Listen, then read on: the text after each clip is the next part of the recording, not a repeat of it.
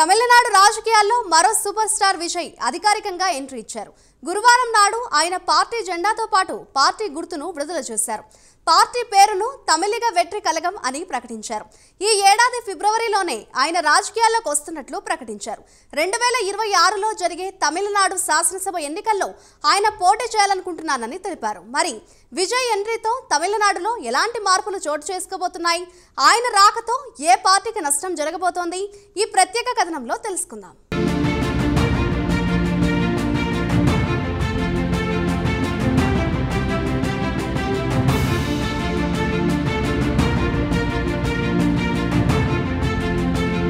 తమిళనాడు రాజకీయాల్లో మరో super star Vijay అధికారికంగా గురువారం నాడు రాజకీయ ఎంట్రీ ఇచ్చారు.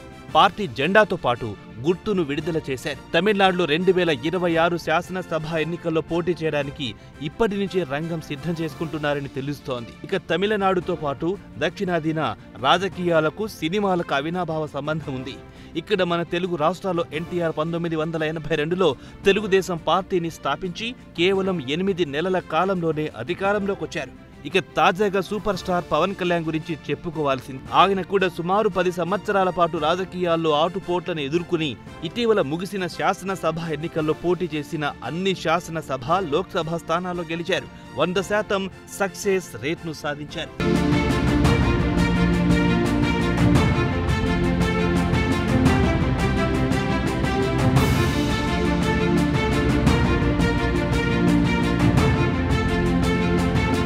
ప్రస్తుత రాజకీయాల్లో నిజాయితీ పరులు చాలా అవసరం. మన ఆంధ్రప్రదేశ్ ప్రజలు గుడ్డిగా వైసీపీకి అధికారం అప్పగించారు. తర్వాత జరిగిన పరిణామాల తర్వాత నిజాయితీకి పెద్దపీట వేయాలనుకున్నారు. అందుకే పవన్ కళ్యాణ్ ను ఎన్నుకున్నారు. ఒక విధంగా చెప్పాలంటే చంద్రబాబు ఈ రోజు ముఖ్యమంత్రి కాగలిగారంటే అది పవన్ చల్లివే అని చెప్పుకోవచ్చు. చంద్రబాబు కూడా పలు సభల్లో పవన్ వల్లే తాము గెలిచామని చెప్పుకొచ్చారు. ఇక విజయ్ విషయానికి వస్తే ఆయన కూడా పవన్ కళ్యాణ్ మాదిరిగానే సూపర్ స్టార్.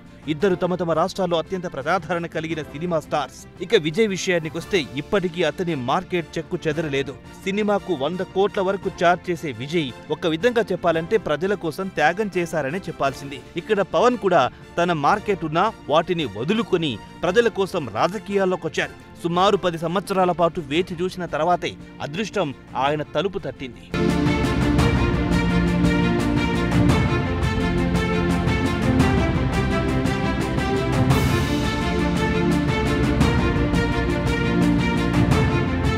ఇక తలపతి అంటే విజయ్ రాజకీయ ఎంట్రీతో తమిళనాడు రాజకీయాల్లో సమూలంగా మార్పులు చోటు చేసుకునే అవకాశాలు కనిపిస్తున్నాయి. ఆయన ఫ్యాన్ క్లబ్ విషయానికి వస్తే విజయ్ మక్కల్ లియుకంలో సుమారు 10 లక్షల మంది సభ్యులున్నారు. అయితే విజయ్ 1992లో నాలయ్య తీర్పు సినిమా తర్వాత ఆయన ఫ్యాన్ క్లబ్ స్థాపించబడింది.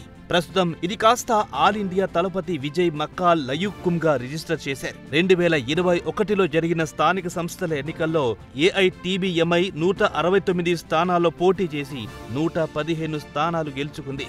అయితే తమిళనాడుకు చెందిన మరో సూపర్ స్టార్ కమల్ హాసన్ కు చెందిన మక్కాల్ నిధి మాయిం, ఎంఎన్ఎం, సీమాన్నాం తమిళార్ కాచి, ఎన్టీకేలు 2 ఘోరంగా ఓడిపోయాయి.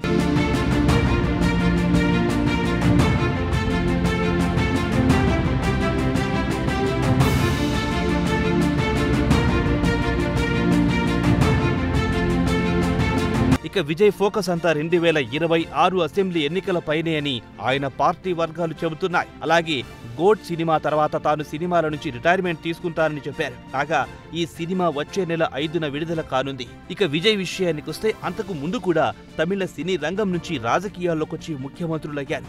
వారిలో ఎంజి రామచంద్రన్ ను ప్రముఖంగా చెప్పుకోవాల్సి ఉంటుంది. ఆయన ఏఐఏడీఎంకే పార్టీని స్థాపించి తమిళనాడు ముఖ్యమంత్రి అయ్యారు. అటు తర్వాత డాక్టర్ జయలలిత కూడా తమిళనాడు ముఖ్యమంత్రి అయ్యారు. అయితే శివాజీ గణేశన్, విజయకాంత్, కమల్ హాసన్ మాత్రం రాజకీయ పార్టీలు పెట్టి విజయం సాధించలేకపోయారు. ఇక తమిళనాడు సినీ ఇండస్ట్రీలో లెజెండ్ గా చెప్పబడే రజనీకాంత్ విషయానికి వస్తే రాజకీయాల్లో ఎంట్రీ ఇస్తానని పలుమార్లు ప్రకటించారు. అయితే 2016 అసెంబ్లీ ఎన్నికల కంటే ముందు అనారోగ్యానికి గురై రాజకీయాల నుంచి తప్పుకున్నట్టుగా ప్రకటించారు.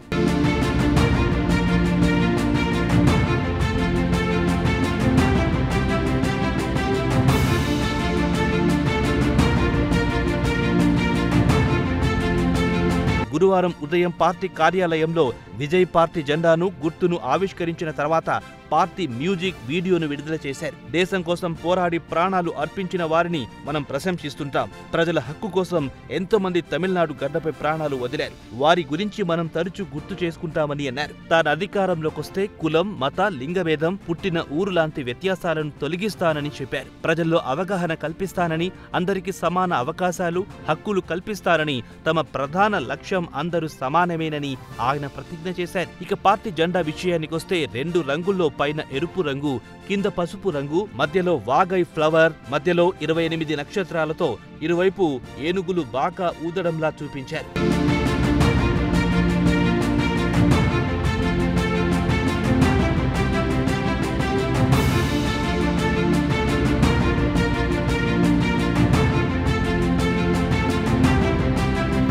తర్వాత ఆయన కార్యకర్తలతో మాట్లాడారు. అందరూ కలిసికట్టుగా తమిళనాడు ప్రజల సంక్షేమం కోసం పని చేద్దామని పిలుపునిచ్చారు. పార్టీ సిద్ధాంతాలను ప్రజల్లో బలంగా తీసుకెళ్లాలని అభిమానులను కోరారు. రాష్ట్ర స్థాయి సమావేశాల తేదీని ప్రకటిస్తామన్నారు విజయ్. మరి విజయ్ రాకతో అధికారంలో ఉన్న డీఎంకే, ప్రతిపక్షంలో ఉన్న ఏఐఏడీఎంకేపై విజయ్ ఎలాంటి ప్రభావం చూపబోతున్నారో వేచి చూడాల్సిందే.